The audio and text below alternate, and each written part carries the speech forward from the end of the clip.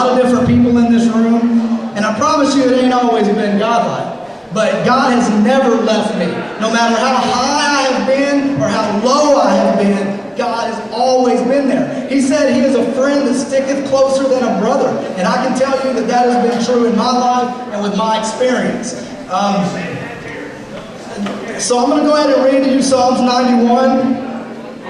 It goes like this. He who dwells in the shelter of the Most High will rest in the shadow of the Almighty. I will say of the Lord, he is my refuge and my fortress, my God in whom I trust. Surely he will save you from the fowler's snare and from the deadly pestilence. He will cover you with the feathers, and under his wings you will find refuge. His faithfulness will be your shield and rampart. You will not fear the terror of night, nor the arrow that flies by the day, nor the pestilence that stalks in the darkness, nor the plague that destroys at midday. I really like this part.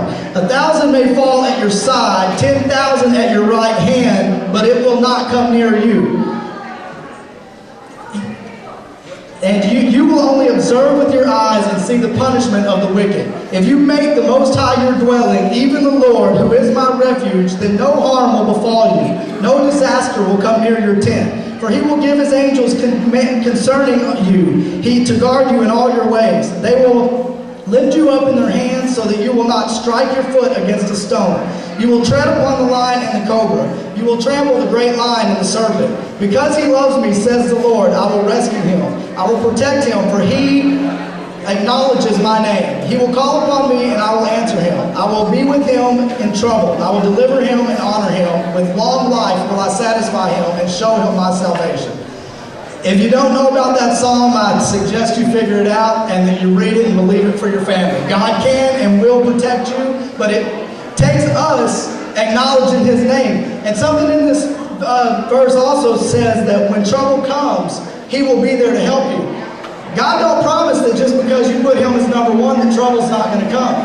Actually, the opposite is true. Generally, when you put God number one, that is when the enemy starts to attack the hardest because he wants you to give up. And so trouble is going to come in your life. If it hasn't come to your life yet, it's going to come in your life. So I just hope that you have the God that we had on Farm Road 11 the night of our accident when trouble comes to you.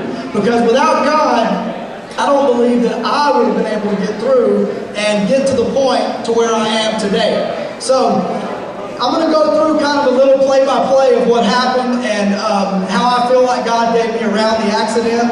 And then we'll start the slideshow that Trevor Parker had put on, and then we'll finish up.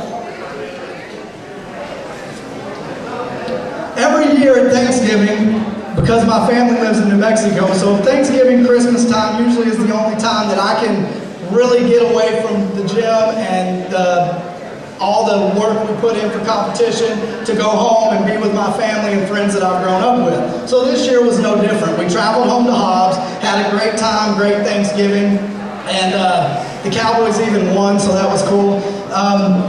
And then we decided to head back. We usually head back on Sunday morning. That's when we like to head back. We get up, drive all day Sunday. That way we don't miss out on anything. Well, for some reason, we decided this time, we woke up Saturday morning and we said, hey, you know what, let's just go ahead and get back. So we decided to spend the day with my family. We went to lunch, we went to a movie, and decided to leave Hobbs about 5 o'clock that evening. Well, as we were driving, from the time we left Hobbs, I felt in my heart and I felt in my mind that I was supposed to go to Fort Stockton. There's a road that connects that, well, it's a little bit shorter, and it's kind of just one of those things that I know how some of you guys are when you travel. You have certain roads you're going to take, and you're taking them. You don't care what might be on them. Well, needless to say, I've driven this road for at least probably 15 years. A long time I've driven on this road. And believe me, I've never seen a cow standing in the middle of it. So that was never even a concern in my life that there may be a cow standing in the middle of the road. Now, coming home from Cuero at night, on the interstate, I've had deer run out in front of me, and the whole reason I missed them is because I saw them coming, and I was able to make, in my opinion, awesome driving moves to miss them. I pretty much prided myself on being a great driver. Even though I've been in probably 3 or 4 wrecks that could have killed me, I still prided myself on being a great driver. So anyways, we're going along, and like I said, those of you who know me well know I'm pretty hard-headed, so even though for 2 straight hours I felt in my heart and my mind to go to Fort Stockton, at the very last second I made a decision, no, we're taking Farm Road 11. I had actually made the comment to Chelsea on the way to Hobbs. I said, isn't it crazy I used to take this road at nighttime? She's like, yes it is. She didn't necessarily like the road either, neither did my mom. My mom's tried to get me to stay off the road ever since I found it. But of course I didn't want to listen to anybody. So we took the road, we're just driving along, you know, no problems. Now, I had a friend call me when we had stopped for food, and generally I ride with my phone in between my legs on the seat. And so I had a friend call me, and we got onto the road, and I picked up my phone to call him back, and I said, in my mind I said, you know what, I'm not going to call him back because I need to be paying attention on this road. So I set my phone back down, I didn't call him, and we're just cruising along, minding our own business. I mean, we got an 8.5-hour trip. We're 2 hours into it, watching the road, making sure nothing comes out from the side. In all my years of driving, I've never had anything other than maybe a cardboard box standing in front of me. So I never saw this cow coming. I never saw it.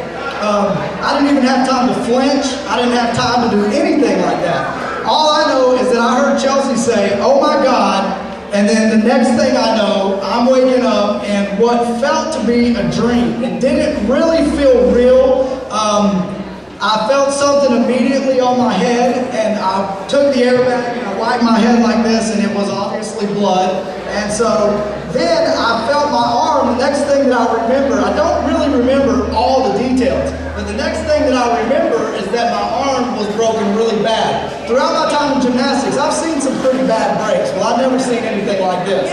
It took me a little while. It took me a little while to get up the courage to touch it. I looked at it for a while, and I knew it wasn't right. And finally, I got the courage up to touch it. And when I touched it, I really knew it wasn't right. But shortly after that, I realized what had happened, that we had been in an accident. The first thing I said was, I was like, oh, Chelsea, my arm is really broken bad. And she didn't say nothing. She didn't say nothing at all. And so I turned and I looked at her, and she was completely unconscious, and she had blood. She had been cut open here on the eyelid, so she had blood pouring all pretty much over her face, and she wouldn't respond to me. So I just yelled, I screamed, I'm like, Chelsea! And she didn't do nothing. And so then I got really quiet. The car was making this like hissing noise. I still don't know what that was, but it was making a noise, and we had no roof on the top of the car, which at the time that didn't register to me. I realized that I could see the stars, but it never registered to me that we didn't leave Hobbs in a convertible. I just never made the connection. But I yelled, and I listened for Chelsea breathing, and I heard that she was breathing, and so I'm like, okay, well, she's breathing, so if I can just keep her awake, if I can just keep her kind of responding to me until help gets here, then everything is going to be okay. And so that's what I did. I continued to yell at her. I actually screamed, help us. I screamed at the top of my lungs, help us, Jesus, and then I just began to pray for her. Now, at the time, I would yell at the top of my lungs, Chelsea! And her one eye would kind of open and look at me, and then she'd just roll back against the seat. And, as hard as that was, and I'll get into this a little bit later, the actual accident part, I don't want to downplay it that it wasn't hard, because it was probably worse. It was probably harder than the worst nightmare I've ever had in my life. When you're sitting there and you're completely coherent, yes, I was in a lot of pain, but I was completely coherent, and you're watching the person that you're about to marry practically dying in front of your face, it can be a little bit scary. But, like I said, God came to my rescue. The instant I said, help me, Jesus, He was there. And He was there, and I started praying. I just started praying in the Spirit, and I didn't even know what to pray. So I prayed. For those of you who don't know what praying in the Spirit is, it's praying in tongues. I've had that gift for a long time. I hadn't used it in a long time, but when I needed it most, it was there. And I just prayed in the Spirit. And then, sometime during all this, hold on, let me get a drink because my mouth is getting pretty dry here.